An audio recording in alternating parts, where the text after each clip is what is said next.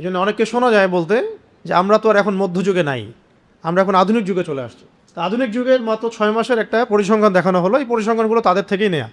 শুধুমাত্র 2026 সালে বাংলাদেশে এই পর্যন্ত খুন হয়েছে 464 জন, ধর্ষণ হয়েছে 666টা, ধর্ষণ মামলায় গ্রেপ্তার হয়েছেন 530 জন, খুনের মামলায় গ্রেপ্তার হয়েছেন 604 জন।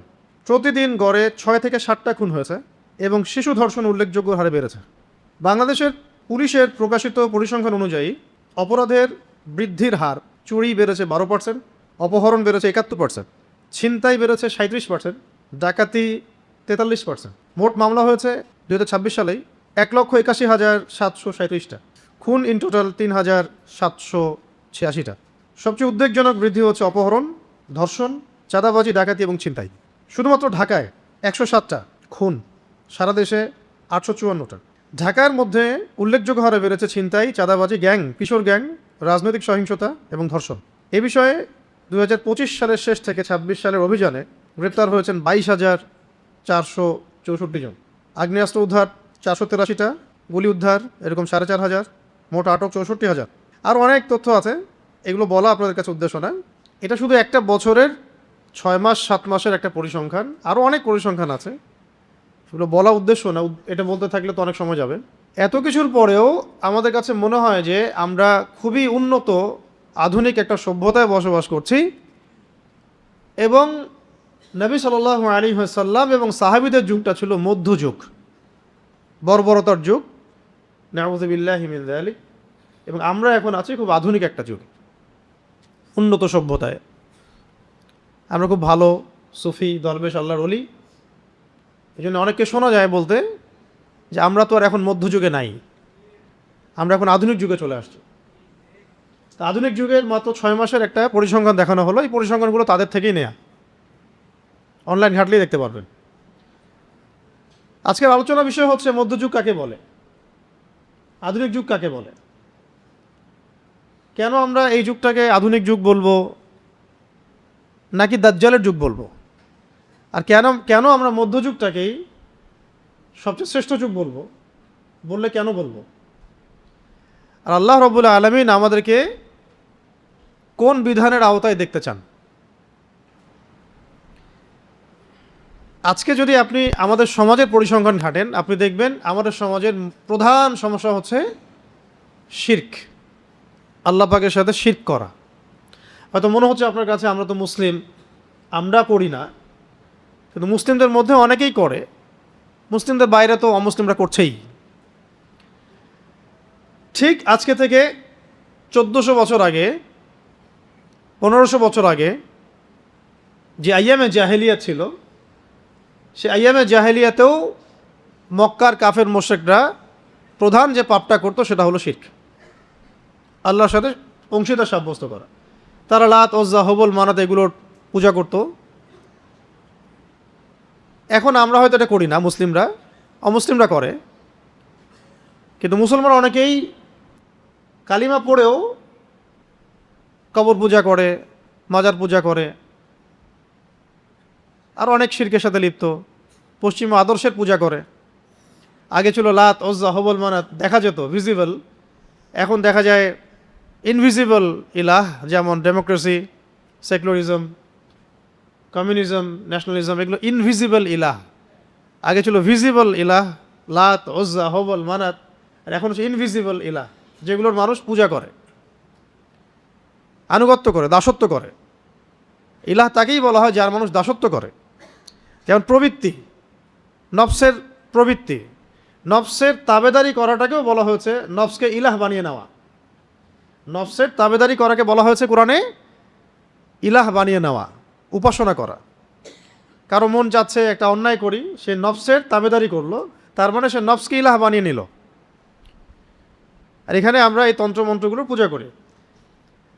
ওই 1500 বছর আগের জাহেলি যুগে অর্থনৈতিক প্রধান সমস্যা ছিল রিবা, সুদ।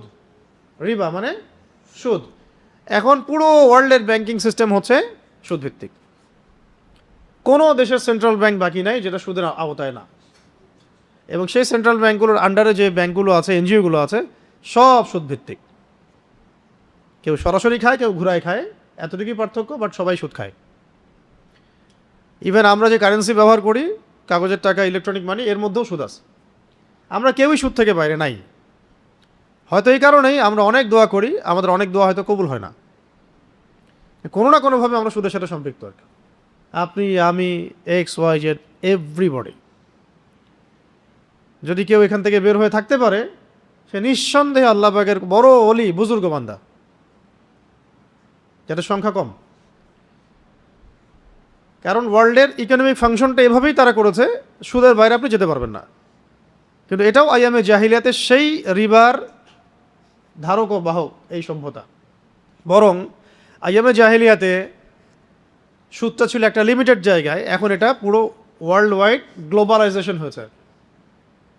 গ্লোবালাইজেশন আমরা যেটা বলি।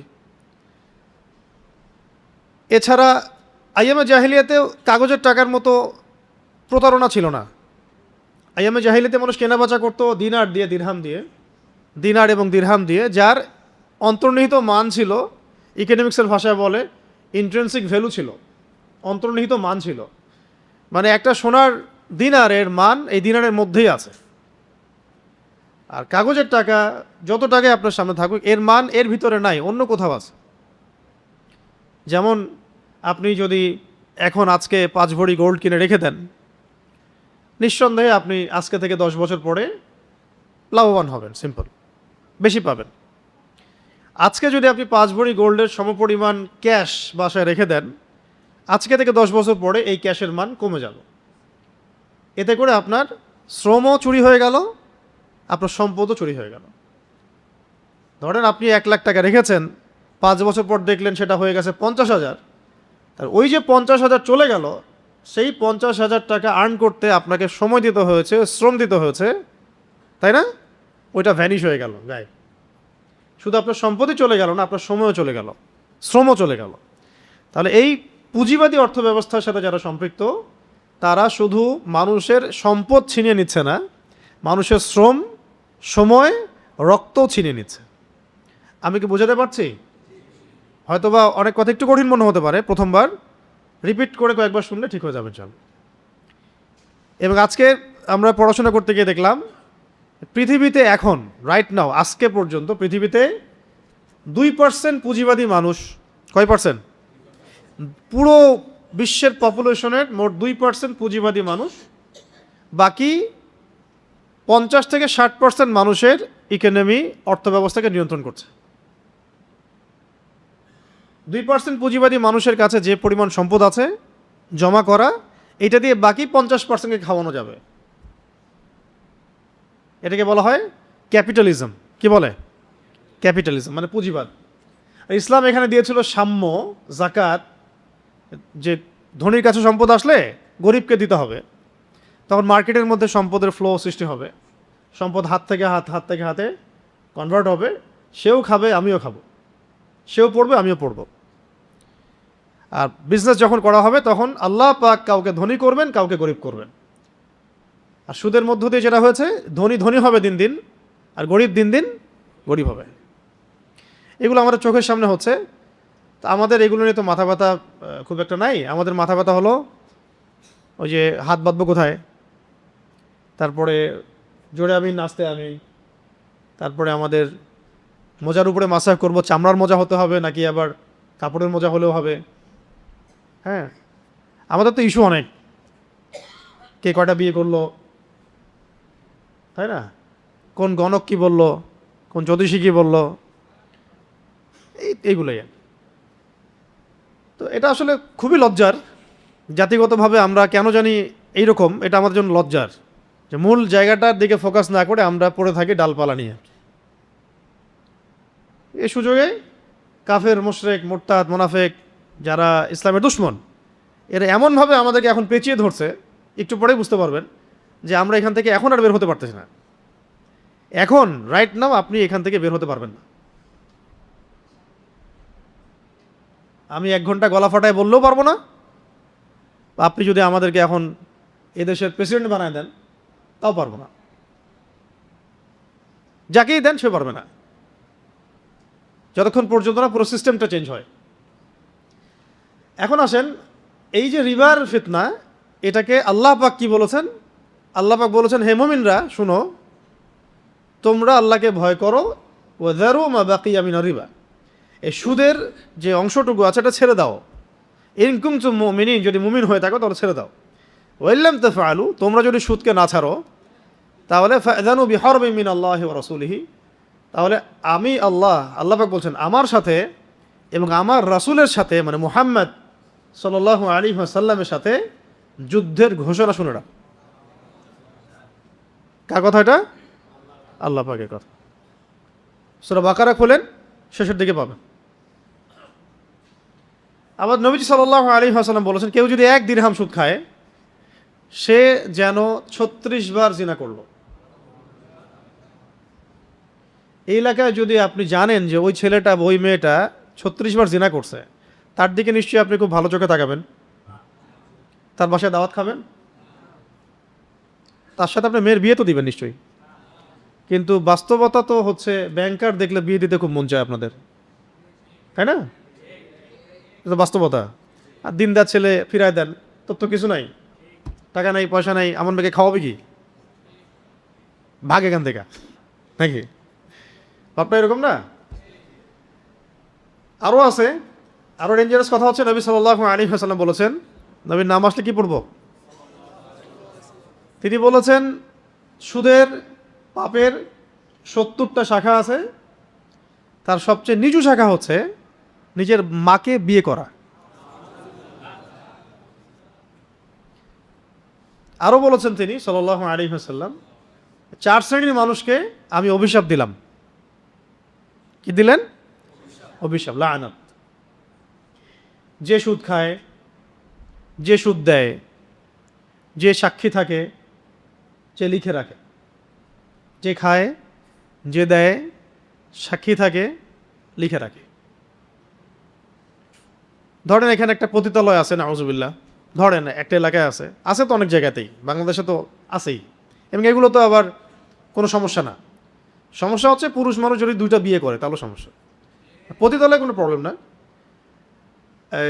20 বছরের একটা ছেলে যদি বিয়ে করে তাহলে সমস্যা, 17 বছরের একটা মেয়ে যদি বিয়ে করে তাহলে সমস্যা। 17 বছরের মেয়ে 10 বার জিনা করলে কোনো সমস্যা নাই, 20 বছরের ছেলে 10 বার জিনা করলে কোনো সমস্যা নাই। ও যদি স্বেচ্ছায় পতিতালয়ে যায় তাও কোনো সমস্যা নাই, কিন্তু ও যদি বিয়ে করে মহামুসিবত। শুধু শুধু বিয়ে নিয়ে যে জাহালাত আমাদের সমাজে, এটাই দূর হয় নাই। আমরা এখানে চাচ্ছি ইসলামী আইন বাস্তবায়ন করতে, আল্লাহর দিন কায়েম করতে। কত দীর্ঘ লড়াই আমাদের, ভাববেন বসে বসে। আমি দেখাচ্ছি, মানে এটা যে এই জাহালাতটুকুই যে যায় না, এটা দেখাচ্ছি আপনাদেরকে। কারণ আমাদের এক ভাই, এই কাকে বলবো, আমাদের এক ভাইয়ের নাম আমি জানতাম, আমি কেমন ভাবতেছিলাম যে ওনার নাম আবদুল্লাহ। তো আবদুল্লাহ ভাই, ধরেন আবদুল্লাহ ভাইয়ের বয়স হচ্ছে 25, কত? ভাই বিয়ে করছে একটা মেয়ের বয়স 40 বা 45। তারা সারা জীবন সুখে থাকলেও সমাজ সুখে থাকবে না। জাহালাত, সমাজের কি জাহালাত, তাদের কোনো সমস্যা নাই, সমাজের সমস্যা, রাষ্ট্রের সমস্যা। আর একজন আচ্ছা, আমার টপিক এটা না, সিরিয়াস টপিক, তো ওইদিকে কম কথা বলতে হবে। একটা মেয়ের বয়স ধরেন 20 বছর বা 25 বছর, সে বিয়ে করেছে একজন পুরুষের বয়স 50। ইসলামে জায়েজ না জায়েজ? জায়েজ। তারা সারা জীবন সুখে থাকলেও সমাজ সুখে থাকবে না। আবদুল্লাহ ভাই ধরেন একটা বিয়ে করছে, একটা বিয়ে দিলাম, ধরেন 30 বছর গিয়ে একটা বিয়ে করছে, এমন মাশাআল্লাহ তিনি আরও একটা করছে, ধরেন এটা সুন্নত না, একাধিক বিয়ে করে সুন্নত না, ফরজও না, জায়েজ। কথা বুঝবেন, এটা কি জায়েজ, বৈধ, হালাল, অবৈধ না। আবার এমন না যে করতেই হবে সুন্নত, এরকম না বিষয়। ওনার সামর্থ্য আছে, চাহিদা আছে, করছে, ওনারা সুখে আছে, সমাজ সুখে থাকবে না। ঠিক আছে? যদি ব্যভিচার হয়, জিনা হয়, তাহলে এটা নিয়ে কোনো কথা হবে না, হালালে গেলে কথা হবে। তো ধরেন একটা হারাম কোথাও আছে, সেখানে কেউ চাকরি করে, কেউ ম্যানেজার, কেউ গার্ড, কেউ সিকিউরিটি গার্ড, কেউ দালাল। আর এই মানুষগুলোর বাসায় যদি আপনাকে দাওয়াত করা হয়, আপনি খাবেন না? বুঝতে পারি নাই।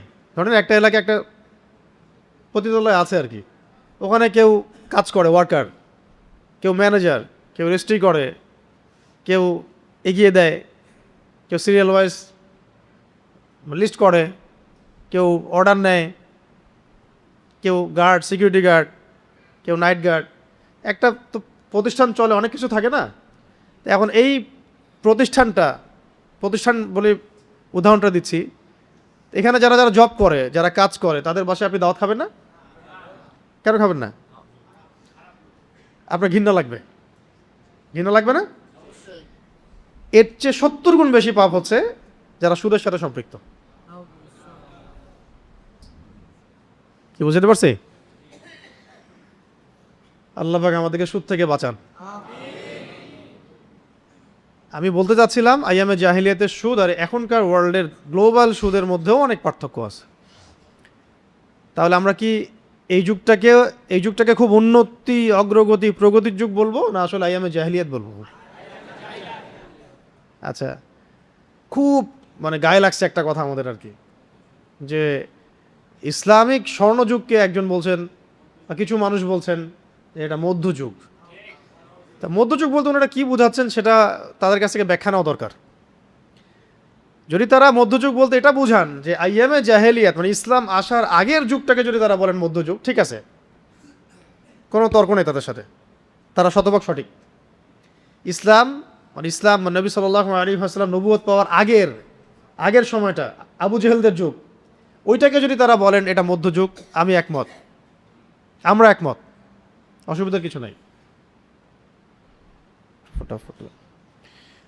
আর যদি ওনারা এটা মিন করেন যে ইসলাম আসার পরে রাসূল সাল্লাল্লাহু আলাইহি ওয়াসাল্লামের যুগ, সাহাবীদের যুগ, তাবেঈনদের যুগ, তাবেঈনদের যুগ, ইসলামের যে এই যে প্রায় 1200 বছর, এটাকে যদি তারা বলেন মধ্যযুগ, তাহলে আপনাদের সাথে আমাদের ঈমান আর কুফরের সম্পর্ক হবে।